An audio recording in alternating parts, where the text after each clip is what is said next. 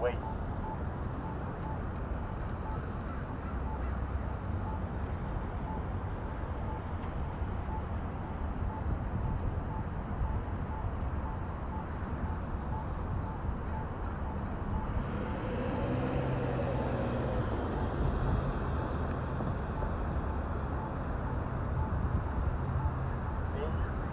Walk side on control. Walk side on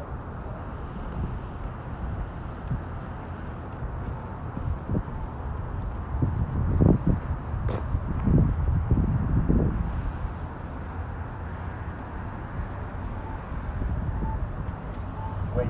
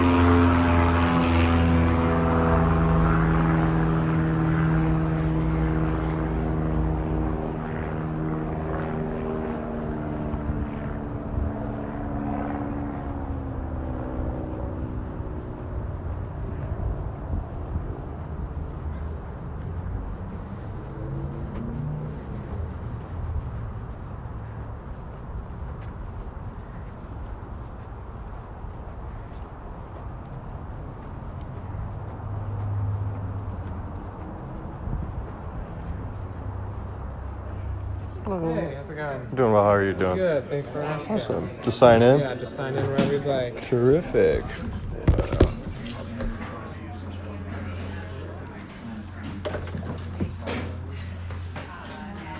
Hi, welcome. Hello. Thanks for coming. If you could just sign in, that would be great, and then have a seat wherever you'd like. We're going to get started in just a minute or so.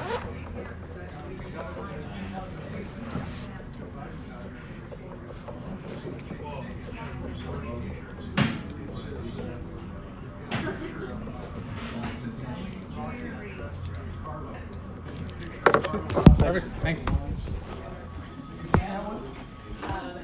This you taking? No.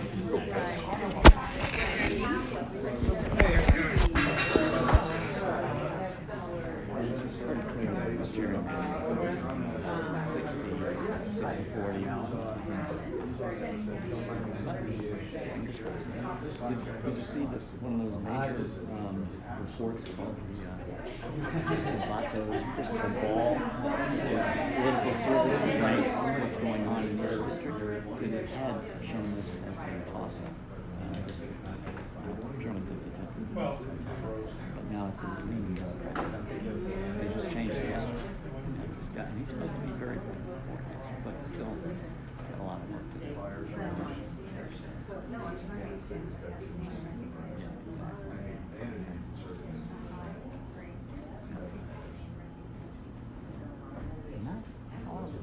I've actually talked to some people on the phone through doorbell who were his neighbors. It always doesn't say to know him, he's supposed to like him. So that was cool.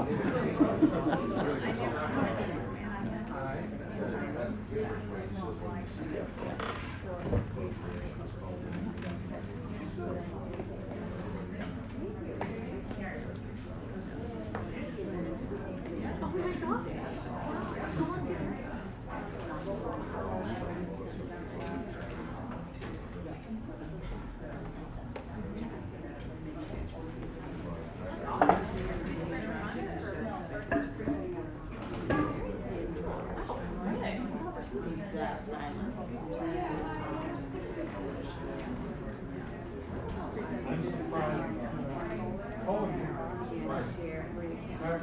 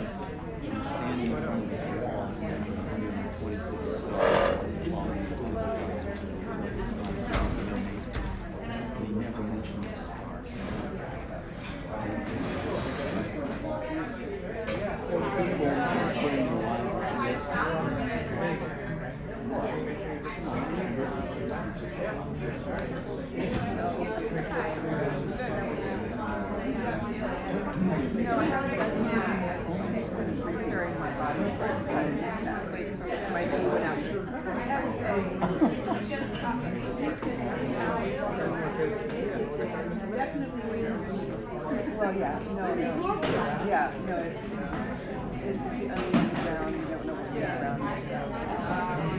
And waiting for somebody to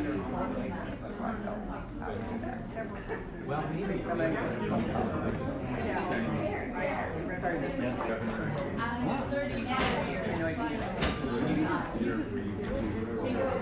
that your first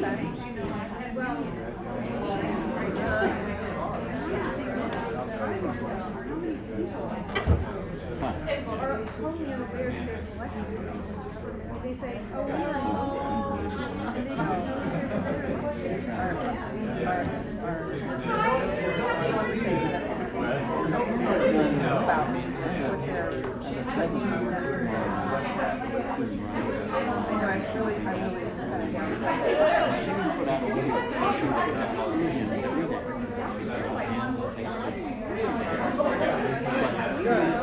very carefully understood what was the message of the week or the month that they're trying to bring. It was this orderly process. It was very smooth, never really controversial.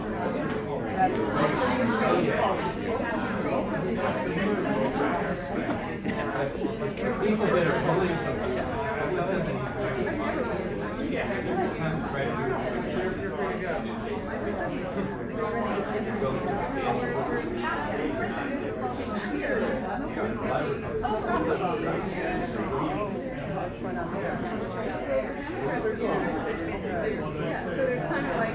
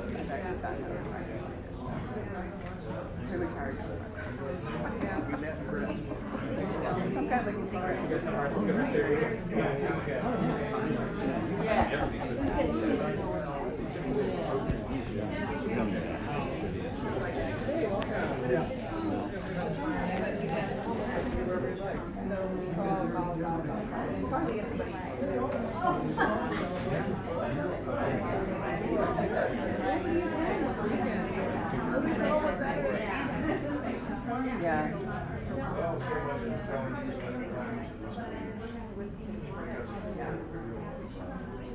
Yeah, no, I just kind of like educational environment. I mean, no, I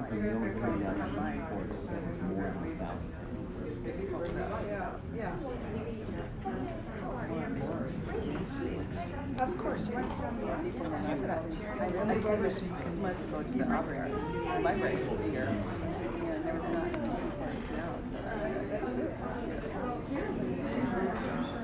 She's better and better, and decided this is instead of it's just a matter of getting people to vote. Yeah, that's what they attract demographics.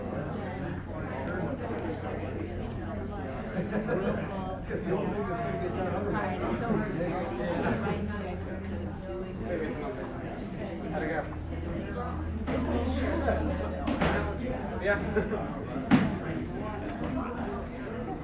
Glad your pumpers are there. I'm glad you're here. It's kind of nice to see the Charity fire that they in the do district. took in millions and almost $10,000 for charity in the course of 5 years.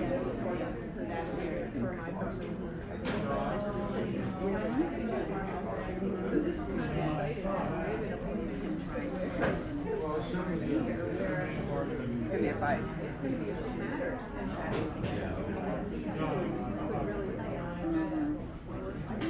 Exactly.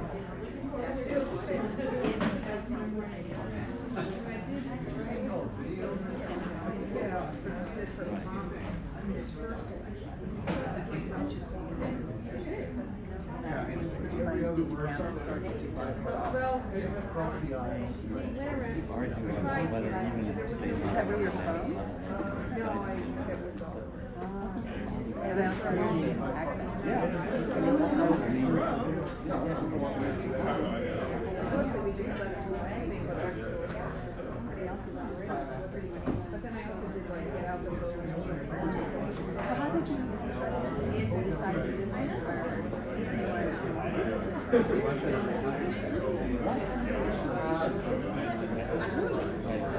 is one of the most Department of Justice memo that said like being indicted by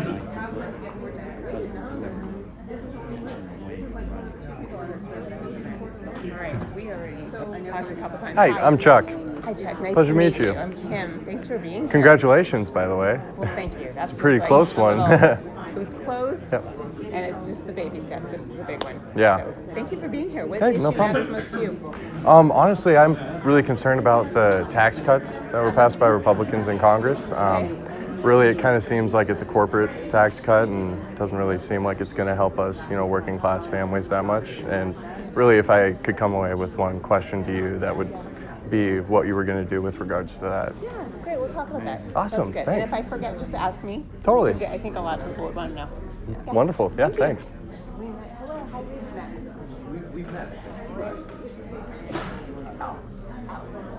Thank you for It's been a long time. Okay, very good. It's nice to have you here. It's good to see you. All right. We met at family and friends that did that. twice before that. Was that a park? I think it was in Auburn too. I'm really confused by that. Yes. Well, thank you for being here. Perfect. All right. I mean, some of it's not equal. Hi, everybody. Hello. I think I already did kind of a swivel through, and I said hello to most of you individually, which is a really nice thing to do. It's kind of my tactic, because now when I have a conversation in front of, I don't even know, 100 people, I don't know how to estimate crowds. 80 people, to me, it feels like a one-on-one conversation, because I just met you all individually. Thank you so much for coming. This is an exciting time. We're into the general election. I think we have 74 days to flip this seat. And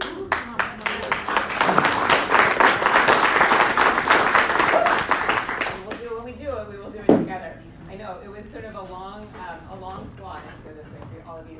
A whole year of the primary and then a quick steep slope to the general election. And I am really excited to work together and do it. So many of you have not really met me or heard my story or why I'm running. So I thought I'd give you a little bit of an overview of who I am and then take your questions, and I'm just delighted to have you here. So I'm Kim Schrier. I am a pediatrician, a wife, and a mom, and I have been living and working in the 8th District for the past 17 years, and for 16 and a half of them have been taking care of children in the Issaquah-Sammamish area, but many who come from Black Diamond, Maple Valley, Cleella, not all the way in Ellensburg, but I have a pretty big catch area. And so learning an awful lot about the families in this district all along the way.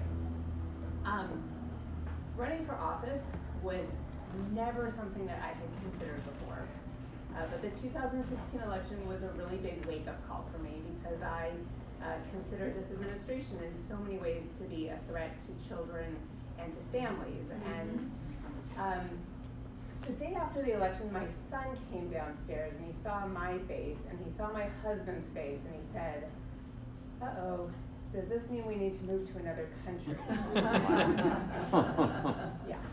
So right away, politics became really personal. Personal as a mom who had to explain to my son how it is that this man who bullies people, who grabs women's bodies and then threatens to sue them if they speak out about it, ended up as our president. Because I really, really want our children to look up to our president and think, wow, I could do that one day, and that should be, you know, the most respected person that we have. It became personal as a woman concerned about reproductive rights, reproductive freedoms, seeing the discourse that was going on during the election, the attacks on our reproductive freedoms, the discussions about taking birth control off the table as a required option, covered option in insurance plans, and then that table with 13 men sitting around it making decisions about our reproductive rights.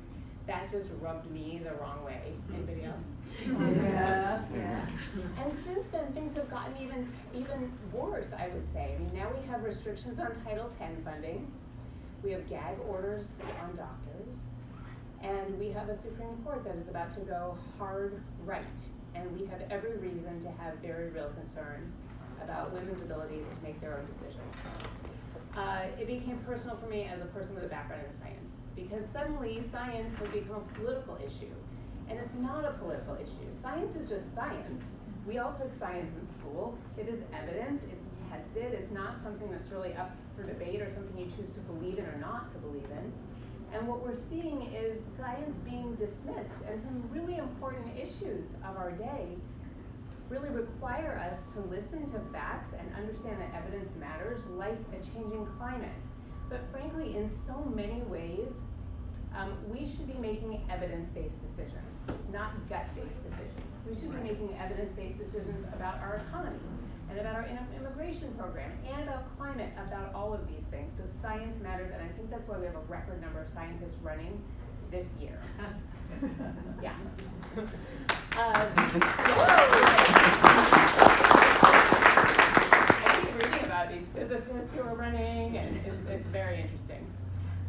It became personal for me just as a human being to see the attacks on human rights and civil rights, on immigrant rights, the scapegoating of minority populations in general that really should have us all alarmed, and now attacks on our free press. And ultimately, we need checks and balances, and our free press is absolutely critical. And then finally, as a pediatrician and a person with type 1 diabetes, my own personal pre-existing condition, I understand what it means to worry about health and health insurance and have some real concerns about the health and well-being of my patients under this administration. So what did I do? I did what probably a lot of people in here did. I rallied and I subscribed to a whole bunch of newspapers to lend my financial support there, and I called my congressman on almost a daily basis, and all along the way, my husband would see me calling him and say, you know, you could run against him, and I laughed him off. And my dear friend of 48 years now would say, you know, you live in a flippable district, you could run against him, and I laughed at her. But when that first Trump care bill came out, the one that would have taken health care away from 30,000 people in our district, I went with 3 other doctors to Dave Reichert's office, and we had a conversation. We kind of each took a part of that Trump care bill about how that would hurt the people that we take care of and the people in this district. And days later, he voted for it in committee anyway. And I felt betrayed. And I really believe that we deserve better, that we deserve representatives who will stand up for us, who will remember who put them in office, who will vote in our best interests, who haven't lost touch. And frankly, when we have a Donald Trump as our president, and we have some very real worries, you know, reason to worry, who will never put party above country. And so I decided to step up and run against him. We can do so much better in so many ways, and I get that health and well-being of my patients is not just about health care. That's my particular angle because I'm a pediatrician, but it's also whether kids and people have clean air to breathe, look at our days recently, and clean water to drink. And it's about whether we have public lands that really remain public, because there is a documented interplay, science, remember that, between time outdoors and well-being. It's about whether we have great public education for all kids, regardless of zip code, that prepares them to go on to whatever path they choose, whether that's an apprenticeship program, or a trade school, or university, and wherever they choose, it should not be a path that bankrupts them. We need to be able to give our kids, our young adults, a path to good paying middle class jobs of any sort. And health and well-being also depends on taking care of Social Security and Medicare, because we made a promise to our seniors and we owe it to them. They have been paying into this system, we've all been paying into this system, and the whole idea is that we should never go back to a time when we have impoverished seniors.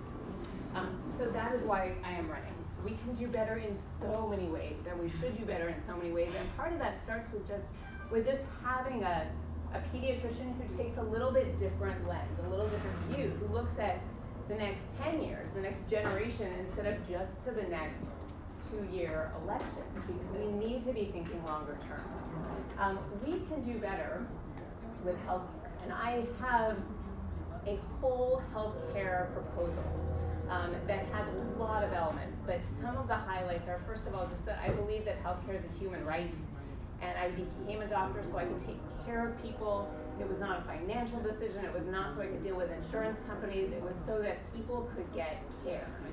And I believe that finances should not be a barrier to getting health care, and that our health care should not depend on our employer or on our wealth. And so to that end, my plan stabilizes the ACA, keeps the protections for people with pre-existing conditions, brings back all of the things that stabilize prices in the marketplace, and then, and I think this is a really important part, goes on and presents Medicare as a public option to buy into.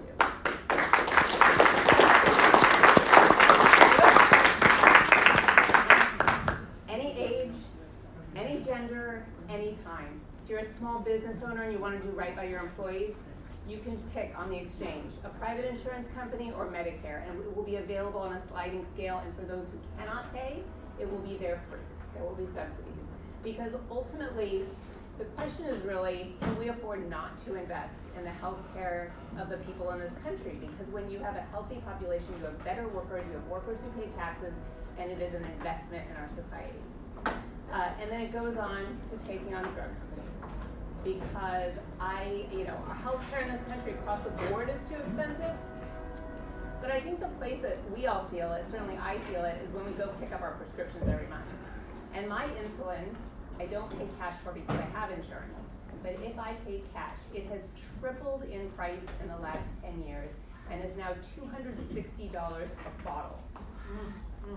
And not everybody, almost nobody uses just one bottle a month. And if you can't afford insulin, it's not like it's an optional drug. It's not Viagra. It's a drug that if you don't have it, you die. Yeah. So we need to understand, we need to have transparency and accountability, and we need to be able to negotiate drug prices, because I right now send my patients to Canada to pick up their EpiPen prescriptions, and we should not be paying more in this country than Canadians pay there.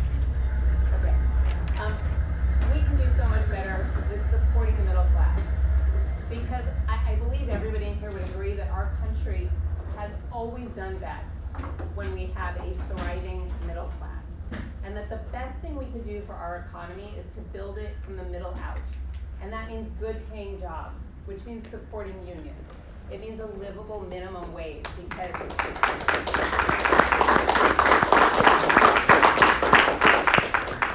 and unions, there's a little victory today, but unions are being attacked left and right. And ultimately, if you really think about it, the divide between the 1%, or you could even say the 10%, and everybody else is widening.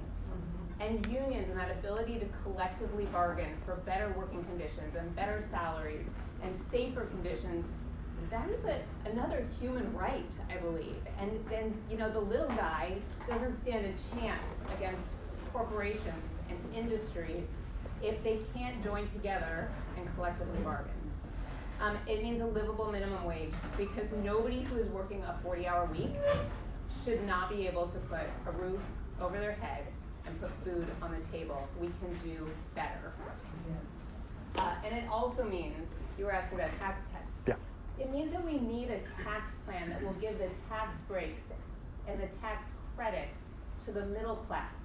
We have seen time and again that trickle-down economics does not truly trickle down, that there is a select group that benefits from that. And if you really want to build the economy, you go to the middle. You give the middle class tax breaks, more money in the pockets of the middle class. They spend it at local small businesses thrive, our economy thrives, and that is what I would take to the table when looking at a tax plan. Okay, and we can do better. This is a personal one, but I think it probably matters to a lot of you in terms of gun safety. I'm a mom who sends my child to the public schools. I'm also a pediatrician who takes care of teenagers. And there are an awful lot of depressed teenagers, more now than 20 years ago. And it is really alarming. And what I can tell you is that, in particular, when a depressed boy comes into my office, one of the most important questions I ask is whether there's a gun in the house. Because the combination of a depressed boy and teenagers are impulsive, and an unsecured gun in the house is a lethal combination. Because the fact of the matter, again, evidence, is that when boys commit suicide with a gun, 80% of the time it is a gun in the home that was not secured. And 90% of the time it is a successful, I don't even know how to say that, suicide. Like it is deadly. And so we need to just sit down at the table, gun owners, non-gun owners, Democrats, Republicans, all put our heads together and figure out how to keep our kids safe. And the fact of the matter is that the vast majority of us agree that we should have thorough background checks, that guns should not be in the hands of people with a history of domestic violence, that kids should not be able to get their hands on guns, that they should be secured and owned safely. And this should not be a hard area to have a meeting of the minds. We all want our kids safe. Let's get together and do something about it. So these are some of the reasons I'm running. A little bit different perspective. There are no women doctors in Congress. That is a critical missing voice, especially at a time when we're talking about our nation's health care and when reproductive rights are on the chopping block. Okay. I'm running against Dino Rossi. We cannot afford to have Dino Rossi as our next representative. He will not just be a rubber stamp for this administration, and that is pretty much a guarantee. I mean, we have yet to see a Republican who will stand up to this administration and stand up for what's right and really represent all of our values. He will be a hard right activist, and that is not a good fit for this very moderate district. Let's look at the contrast between us. I mean, there could not be more of a contrast. He has spent his career as a career politician, taking money from special interest groups, including Big Pharma, and catering to them. And I am the community pediatrician who has spent my career taking care of children and families, and frankly, helping them afford those very expensive medications. He, for his career, has been part of a very much anti-choice movement. Has proposed legislation to make abortion illegal in the state of Washington, has proposed having homes for unwed mothers like we had 100 years ago as an alternative to abortion. Yeah, this is scary at a time when our Supreme Court is shifting hard right. And we really need a person like me, a woman doctor, to make sure that women control their bodies, that women make decisions about their fertility, about if and when to have a child, and that they have a full range of reproductive options. And I will stand with Planned Parenthood every day. And the contrast goes on. This is a winnable race. This is absolutely a winnable race. We have such momentum. We had great Democratic turnout in the primary. We saw that together the Democrats had 51% of the votes, together the Republicans had 48% of the votes, and frankly, the best known Republican in this state, Dino Rossi, 43%. 43%. I think he has reason to worry because we have better turnout in general elections, and we are knocking on doors and mobilized, and the Democratic excitement is high. This morning, Swing Left presented this campaign with a $150,000 check.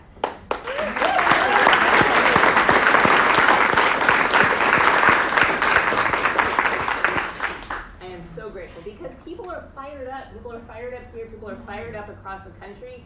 They know that this is one of the most flippable races in the country, and this is the most flippable seat. This is our greatest opportunity to flip a seat in the state of Washington. So we need to work to flip this seat. And I know that when we do this, this will be together.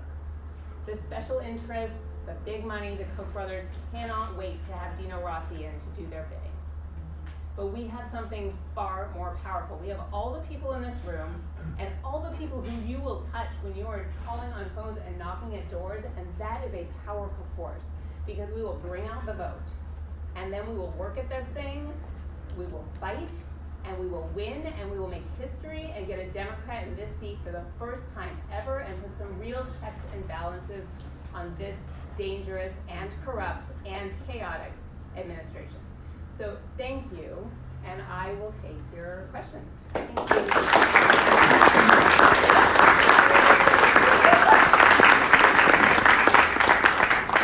we have time for a few questions. We can just call on folks. Yeah. I love everything that you say, and I believe in everything that you say. But I'm afraid I looked on your website and I don't see anything really happening in Eastern Washington. You have one phone bank in Wenatchee, and that's a really, really, really important part of the district, and that's the stronghold of the Republicans. So do you have plans? I mean, I know during the primary you guys were over there often. I just hope that that continues. Yes, you are absolutely right. We need to touch voters everywhere in this district. Everywhere. I mean, we are reaching in, we did it in the primary, we'll do it again in the general, deep into Pierce County, deep into Kittitas and into Chelan County. It is really important. And frankly, you know, the economy of the 8th district very much hinges on agriculture and the eastern part of our district. It is a critical part of our economy. It's also an economy that we can diversify. I hear a lot about, you know, jobs and what's going on with climate change and worries with farmers, and it is an area where I look forward to really partnering and listening and making sure that we support our farmers in every way possible and diversify the economy. You know, a clean energy economy would be a perfect example. We just hired 2 more organizers to be in the eastern part of the district organizing, and I will be there, and yes, we need to touch every voter, every vote counts. Good. That makes me feel better. I think Katie's gonna call in. Yeah. Yeah.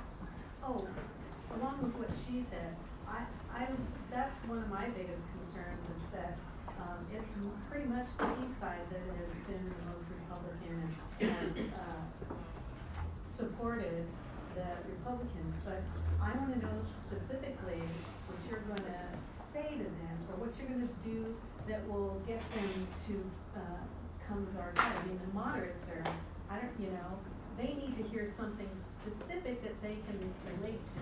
Yes, you're absolutely right. So first of all, before I say, I listen. And when we have been doorbelling all around this district, that includes Deep Pierce, it includes East, it includes everywhere, you may not be surprised to hear that healthcare and the cost of prescription drugs are the #1 issues. The other ones that I hear about everywhere, the cost of housing, public education, the opioid epidemic. And it's really interesting that when I go knocking at doors, it's interesting, I don't get questions about how to support agriculture, even though in my mind that seems really critically important.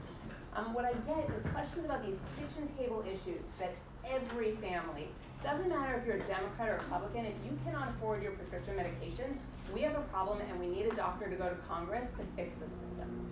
If you have to think twice, oh my gosh, it's gonna cost, I don't know, $100 to take my child to the doctor, should I go or not? No parent should ever have to think that. No parent should ever have to figure out if a fever of 104 is something to worry about or not. That's for the doctor to do.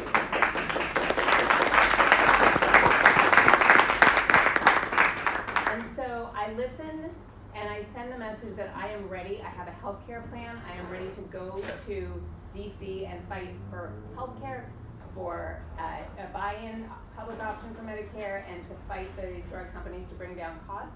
And I don't think Dino has anything to offer. I mean, he ran in 2010 basically on just kill Obamacare. You can't do that. You cannot just kill a program without having a better replacement. And I have a plan ready to go that should be able to get bipartisan support. So listening and addressing kitchen table issues. Yeah. Love everything you say. You didn't mention trade. I'm just curious, Yeah. if you got back, I mean, it's an issue within the Democrats, and just where you stand on that sort of rules-based system, tariffs, and all that. Okay. And I really should have talked about that when talking about Eastern Washington, because it's really interesting. I've had several meet and greets in Wenatchee, and just kind of anybody comes, right? And I get those questions about trade and about immigration, because farmers are worried. They are worried about what's happening to their workers. They're worried that even if their workers have legal status, maybe somebody in the family doesn't. It gets deported, and the whole family leaves. And their futures, their economic viability depends on having immigrant labor. And also, so they were already nervous. Then the tariff war started. And our apple and cherry farmers and our hay farmers are really frustrated. This causes a tremendous degree of uncertainty and anxiety. And our farmers do not want a bailout. What they want is reasonable trade agreements, so they know that they can export. They know what their markets will be, and a tariff war does not serve them well. And so these are orchardists who came up to me afterwards at this meet and greet. I did not know they were there at the beginning, and they said, you know what? You have a reasonable position. I think you can get the orchardist vote. And I think that speaks volumes, because we just want people who will go and listen and come up with reasonable solutions. And a tariff war is not in anybody's best interest, not to mention that if we have trade agreements, it leads to global geopolitical stability as well. It is so much harder to get into conflict with countries with whom we trade than it is when we have a tariff war. And we need to keep that in mind as well.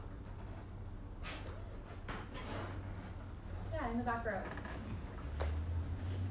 Talk about cutting taxes for the middle class, and we have the largest deficit in our history. So how would you address the deficit that our children and grandchildren? Right. Talking about the deficit. So the tax plan that the Republicans put through exploded our deficit by $1.46 trillion. And most of that, 83% of that, went to the wealthiest and to corporations.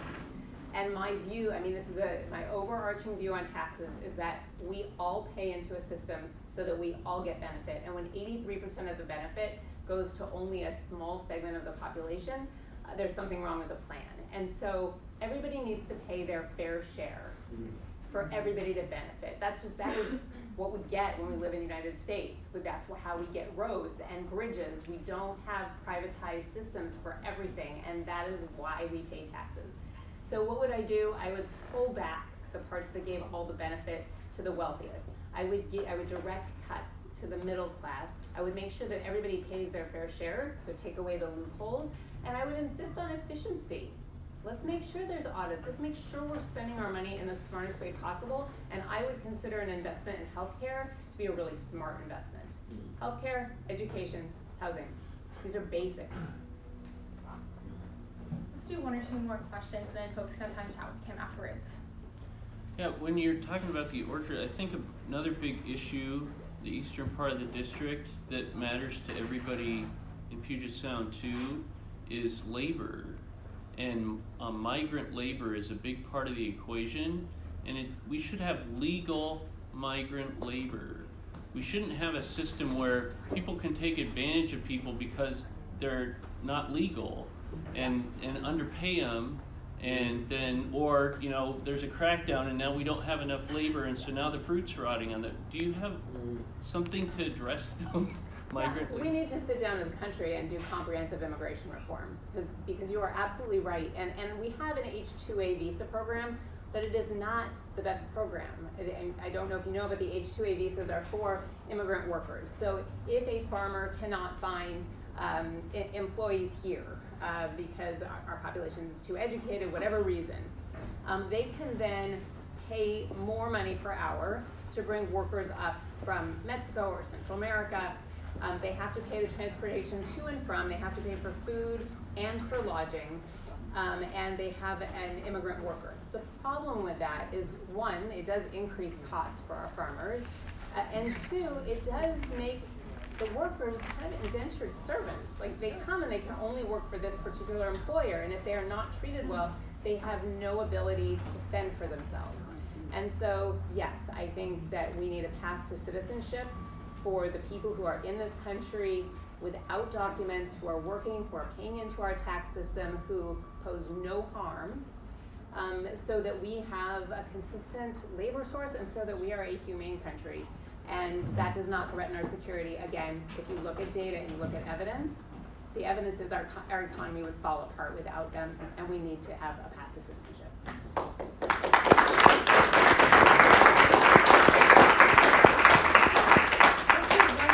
And then you can all have a chance to talk to Kim in smaller groups. But right there.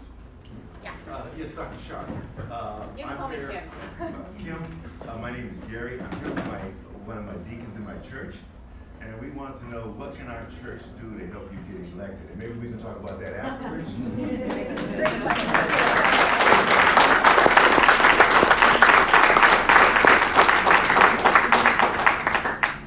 A voting party. Have a vote. I mean, get out the vote.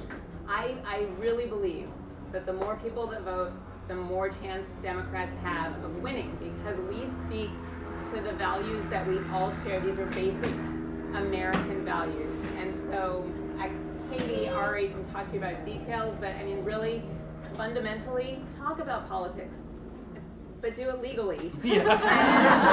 You can't do it from the pulpit. But getting out the vote and having voting parties is a pretty fun way to do it, just off of church facility. Okay, all right, I will be around. Okay, I will be around to answer questions, and I am really delighted to have you all here, and I really hope that I can count on your support with phone calling and knocking on doors, talking to your neighbors, and getting out the vote, and making sure that we knock on doors of people who have never heard from a Democrat before, so that they know what we have to offer and what we stand for and how things can be different if we have checks and balances on this administration and if we set the agenda. All right, thank you very much.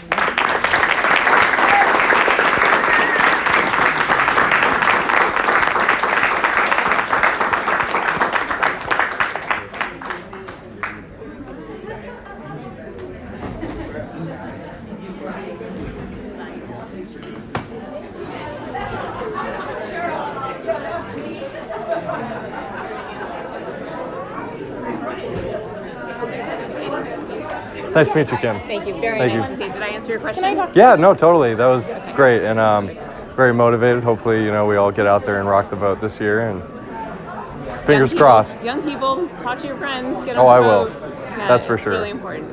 Yeah. We need everybody, all hands on deck. Oh, yeah. Thank you very much. Thank you.